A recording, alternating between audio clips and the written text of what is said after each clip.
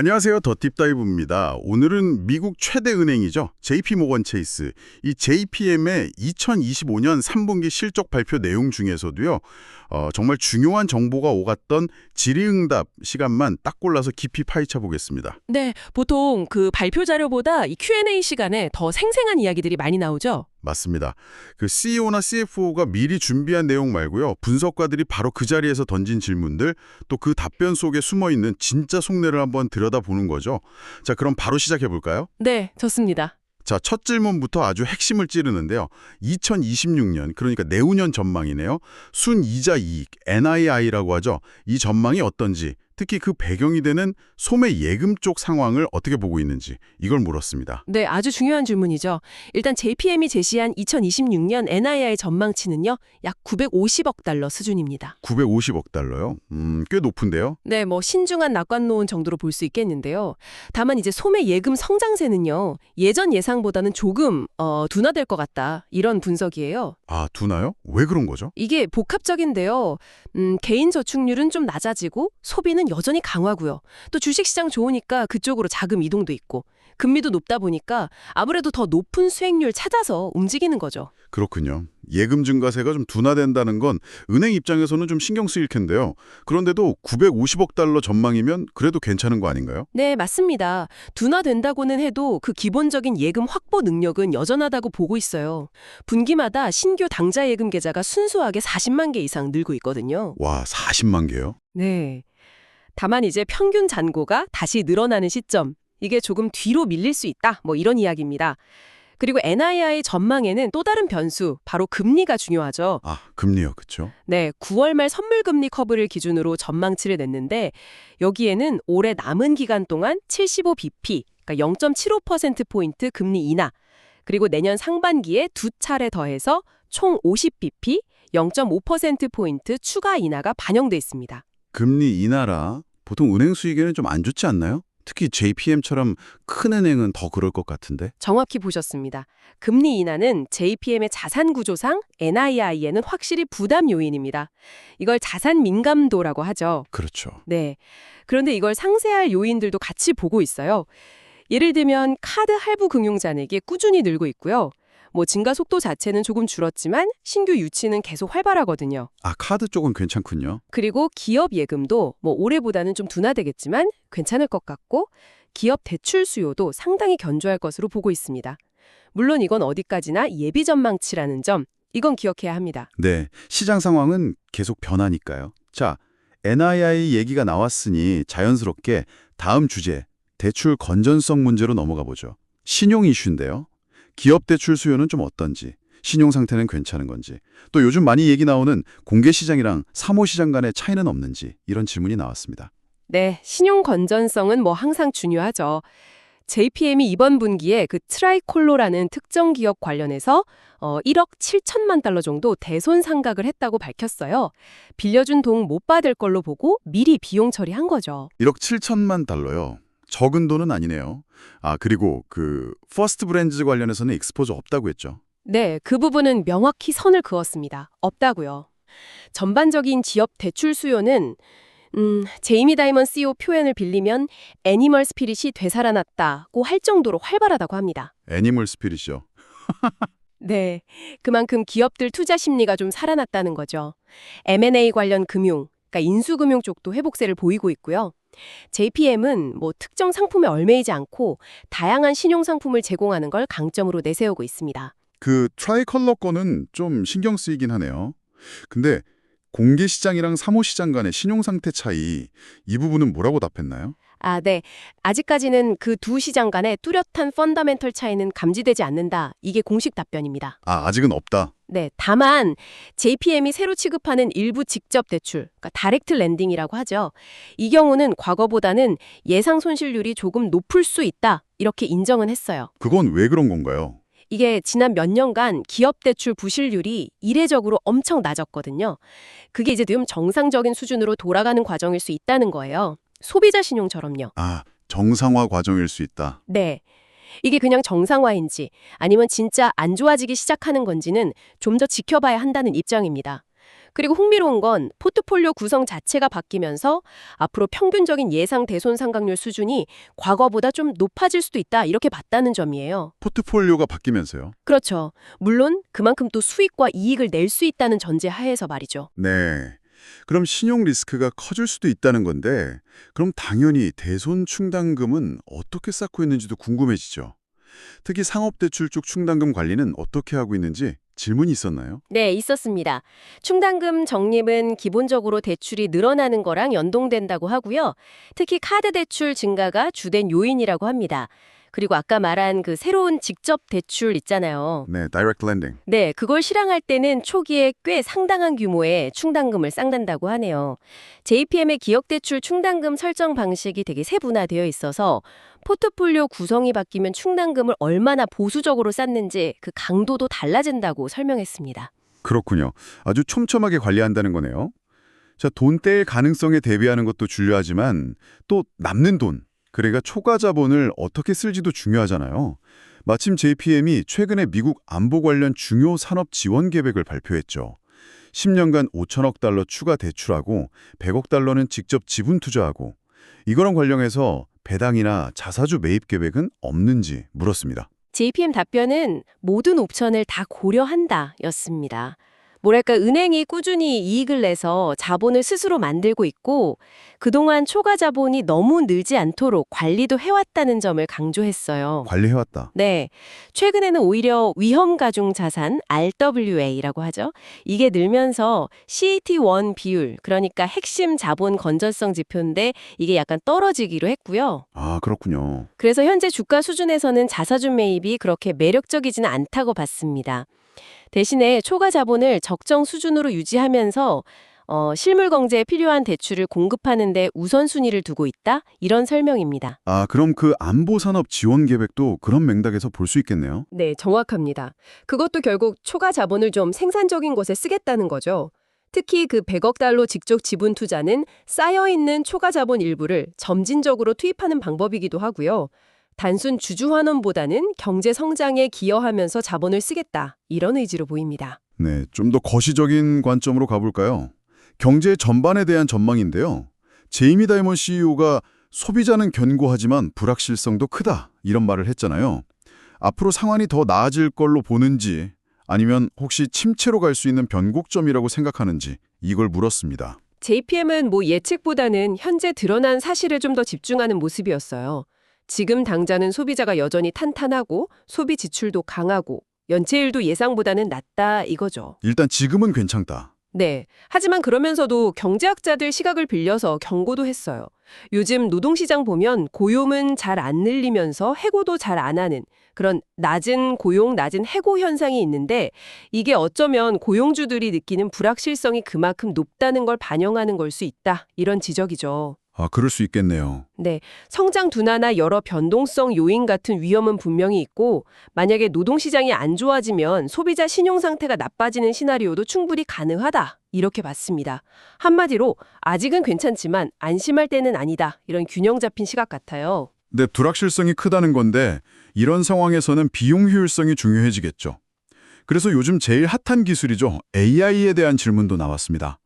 AI로 생산성을 높이면 2026 이후 비용 전망에 좀 긍정적인 영향을 줄 수 있겠냐 이걸 물었네요. 네, AI 뭐 엄청난 잠재력이 있는 건 맞지만 JPM은 좀 과도한 기대나 광고보다는 실제 결과에 집중하겠다 이런 입장이에요. 이게 좀 재밌는데요. 어떤 점이요? 단순히 AI 도입 도입하고 모든 비효율이 딱 해결되는 건 아니라는 거죠. 그래서 AI를 억지로 쓰게 하기보다는 AI가 가져올 생산성 향상 효과는 믿지만 정확히 측정하긴 어렵더라도 기존의 비용 통제 방식, 예를 들어 뭐 인력 막 늘리는 거, 억제하는 그런 노력을 더 강화하겠다. 이런 전략입니다. 아, AI 효과는 미때 기존 방식도 강화한다. 네, 물론 뭐 1인당 인건비 상승이나 기술 투자, 또 매출에 연동되는 비용 같은 다른 비용 증가 요인은 계속 있을 거라고 덧붙였고요. AI가 만병통치약은 아니다. 이런 현실적인 접근인 거죠. 네, 현실적이네요. 자, 아까 트라이컬러 사례가 나왔었는데 이거랑 관련해서 비은행 금융기관 NDFI라고 하죠. 여기에 대한 대출 리스크 질문이 다시 한번 나왔습니다. JPM이 구체적으로 어떤 위험에 노출되어 있는지 트라이컬러 같은 사례가 혹시 경고 신호는 아닌지 물었습니다. 다시 한번 First Brands Exposure는 없고 트라이컬러 관련 대손상각은 1억 7천만 달러라고 JPM이 밝혔습니다. 네, NDFI, 그러니까 은행 아닌 금융회사들, 뭐 사모펀드나 자산운용사 같은 곳들에 대한 대출인데요. JPM은 자기들 NDFI 대출 대부분은 담보가 확실하거나 아니면 구조화, 유동화된 형태라서 고위험 무담보 대출과는 좀 다르다고 강조했어요. 아, 담보나 구조화가 되어 있다. 네, 물론 트라이컬러점 담보 자체에 문제가 생길 위험은 뭐 언제든 있다고 인정했고요. 규제 안팎의 리스크에 대한 논의가 있다는 점도 언급했지만 또 많은 사무신용회사들이 되게 정교하고 신용평가 능력도 뛰어나다는 점도 인정했습니다. 결론적으로 JPM은 자기네 NDFI 대출이 정상적이고 종종 담보도 확실하고 다른 리스크 영역보다 특별히 더 위험하다고 보지는 않는다. 이런 입장입니다. 그렇군요. 그런데 제이미 다이먼 CEO는 여기에 좀 더 날카로운 코멘트를 덧붙였던 것 같은데요. 네, 맞아요. 다이먼 CEO는 좀 더 넓은 시각에서 경고성 발언을 했죠. NDFI라는 범주가 워낙 넓고 다양하다. 전통적인 것도 있지만 레버리지 많이 쓰는 차입 기업 대출처럼 새로운 유형도 많다. 이렇게 지적하면서요. 네. 그러면서 경기 침체가 오면 일부 NDFI 부문에서는 대출 심사 기준이 좀 불명확했던 것들 중심으로 예상보다 큰 손실이 터져나올 수 있다. 이렇게 봤습니다. 모든 플레이어가 아주 똑똑한 것은 아니다. 이런 직설적인 표현까지 썼어요. 와, 직설적이네요. 그쵸. 오랜 호황기가 숨겨둔 위험이 경기 침체 때 드러날 거다. 이렇게 경고한 거죠. 그러면서 트리컬러 같은 사건 터지면 관련된 모든 프로세스를 다 점검한다고 강조하면서 그 유명한 비유 있죠? 바퀴벌레 한 마리가 보이면 더 있을 수 있다. 아, 그 비유. 네네. 네, 그 비유를 들었습니다. 뭐 사기가 연루된 것 같지만 그렇다 해도 내부 절차 개선의 여지는 항상 있다. 이런 자세를 보였어요. 바퀴벌레 이론까지 나왔군요. 리스크 관리에 대한 경각심이 느껴지네요. 자, 이번에는 주택시장으로 넘어가 보겠습니다. 미국 재무장관이 주택 비상사태라는 말까지 썼는데 이거랑 관련해서 모기지 금리랑 국채 수익률 사이의 격차, 스프레드라고 하죠. 이걸 줄이려면 정부가 뭘 할 수 있겠냐 이런 질문이 나왔습니다. 이것도 다이먼 CEO가 직접 답했는데요. 크게 공급 측면이랑 수요 측면 이렇게 나눠서 해결책을 제시했어요. 공급과 수요 어떻게 다른가요? 공급 측면에서는 주택 건설 관련해서 인허가 절차 간소화, 지역별 규제 완화, 건축 제한 해소 이런 게 필요하다고 지적했고요. 수요 측면에서는 금융위기 이후에 너무 과도하게 강화된 주택담보대출의 유동화나 대출 실행, 사후 관리 요건 같은 걸 좀 완화해야 한다고 주장했습니다. 이렇게 하면 추가 위험 없이도 모기지 비용을 한 30에서 40bp, 그러니까 0.3에서 0.4%포인트 정도 낮출 수 있다고 봤죠. 아, 규제 완화로 비용을 낮출 수 있다. 네. 다만 정부 주택 프로그램 뭐 FHA 같은 걸 무분별하게 확대하는 건 좀 신중해야 한다. 이런 의견도 덧붙였습니다. 규제 이야기가 나온 김에 그럼 현 행정부 하에서의 규제 변화 방향이나 그 바젤 3 최종안 발표 시기 내용에 대한 질문도 있었겠죠. 네, 있었습니다. JPM은 현 행정부가 규제 관련해서 말한 걸 비교적 신속하게 행동으로 옮기고 있다 이렇게 평가했어요. 규제 당국이 전체 시스템 숫자를 그냥 맞추려고 하기보다는 개별 규제 항목들을 전체적으로 이해하고 올바르게 계산하려는 방향으로 가고 있다고 분석했는데 이건 JPM이 선호하는 방식이라고 합니다. 아, JPM이 선호하는 방식이다. 네, 이렇게 되면 은행의 사업 모델에 따라서 규제 영향이 좀 다르게 나타날 거고 예를 들어 모기지 시장에서 은행이 좀 더 적극적인 역할을 할 수 있는 길도 열릴 수 있다고 봤습니다. 바젤3 최종안 발표 시기는 뭐 불확실하지만 그래도 규제 당국이 신속하게 처리하려는 의지는 보인다 이렇게 전했습니다. 다이먼 CEO는 규제에 대해 또 할 말이 많았을 것 같은데요. 네, 역시 쓴소리를 덧붙였습니다. 그 GSIB 추가 자본이라고 하는 시스템적으로 중요한 대형 은행에 대한 추가 자본 규제나 스트레스 테스트, CCAR, 운영 리스크 관련 자본 계산 방식 같은 게 좀 부정확하다고 비판했어요. 그렇죠. 규제가 원래 의도했던 효과뿐 아니라 의도치 않게 금융활동을 규제 덜한 비은행권으로 내올거나 차익 거래를 유발하는 부작용도 꼭 고려해야 한다고 강조했습니다. 규제 당국이 그냥 보여주기식 말고 실제 위험에 초점을 맞춰주길 바란다면서도 그래도 전반적인 규제 논의 방향 자체는 긍정적으로 가고 있다. 이렇게 평가했습니다. 저희는 JPM의 입장을 전달하는 것이지 이 평가에 동의하거나 반대하는 것은 아니라는 점을 분명히 하고 싶네요. 네, 중립적인 전달 감사합니다. 자, 다시 비용 얘기로 잠깐 돌아가서요. 2026년 비용 전망치가 약 1,000억 달러 미만일 수 있다. 이런 언급이 있었는데 이게 대략 연간 한 4% 정도 비용 증가율을 의미하는 거 아니냐. 그럼 이게 앞으로 인건비 상승의 새로운 기준, 뉴 노멀이 되는 거냐. 이런 질문이 있었습니다. 이 부분은 약간 기술적인 답변이 나왔는데요. 4분기 비용 예상치를 그냥 단순 연간으로 환산해서 성장률 계산하는 건 그 계절성 때문에 정확하지 않다고 설명했어요. 아, 계절성 때문에? 네. 하지만 현재 인건비 상승률이 과거 2010년대 중반보다는 높은 연 3에서 4% 수준인 건 맞다. 이렇게 인정했습니다. 여기에 상품 서비스 구매 비용, 기술 투자, 성과 기반 보너스 같은 다른 비용 압박 요인들도 여전하다고 언급했고요. 다른 요인들도 많군요. 그렇죠. 나이먼 CEO는 구체적으로 의료비 지출, 이게 연간 한 30억 달러 규모인데 이게 내년에 10% 오르고 2027년에도 비슷할 수 있다고 덧붙였습니다. 또 헤지펀드나 사모펀드 같은 곳들이랑 인재 경쟁을 해야 하니까 경쟁력 있는 보상을 계속 줄 수밖에 없다고 강조했고요. 비용 관리가 쉽지 않다는 걸 인정한 셈이죠. 네, 인재 경쟁과 비용 압박은 계속 되겠네요. 자, 아까 나왔던 NDFI 리스크 관련해서 추가 질문이 있었는데요. 투자자 입장에서 NDFI 관련해서 뭘 구체적으로 물어봐야 하는지, 그리고 SSFA라는 특정 회계 처리가 NDFI 익스포저의 위험 가중 자산 RWA를 낮춰주는 효과가 있는데 이게 혹시 위험을 좀 과소평가하게 만드는 건 아닌지 이런 우려 섞인 질문도 있었습니다. 네, SSFA라는 회계 기준에 대한 질문이었죠. 이게 특정 조건을 만족하는 구조화되거나 위험이 완화된 익스포저에 대해서 RWA를 낮춰주는 예를 들어 100%에서 20%로 메커니즘인데요. JPM은 이걸 적용해도 때로는 20% RWA 비율도 높다고 느껴질 때가 있어서 이걸로 위험이 과소평가된다고 보지는 않는다. 이런 입장입니다. 아, 20%도 높을 때가 있다. 네. 그리고 NDFI 관련해서 투자자들이 뭘 물어야 하냐는 질문에는 NDFI 범위가 워낙 넓다는 점, 서브프라임 자동차 대출 회사부터 초대형 자산운용사 대출까지 이걸 다시 강조하면서 JPM이 앞으로 이 부분에 대해 좀 더 상세한 정보를 제공할 수도 있음을 시사했습니다. 아, 추가 정보 제공 가능성. 네. 다이먼 CEO의 경고를 반복하면서 경기 침체 시 일부 NDFI 부문에서 예상보다 손실 클 수 있으니 BDC나 다른 사모 신용회사들 공시자료를 좀 주의 깊게 보라 이렇게 제안했습니다. BDC는 주로 중소기업에 투자 대출하는 회사들을 말합니다. 네, 투자자분들은 참고하시면 좋겠네요.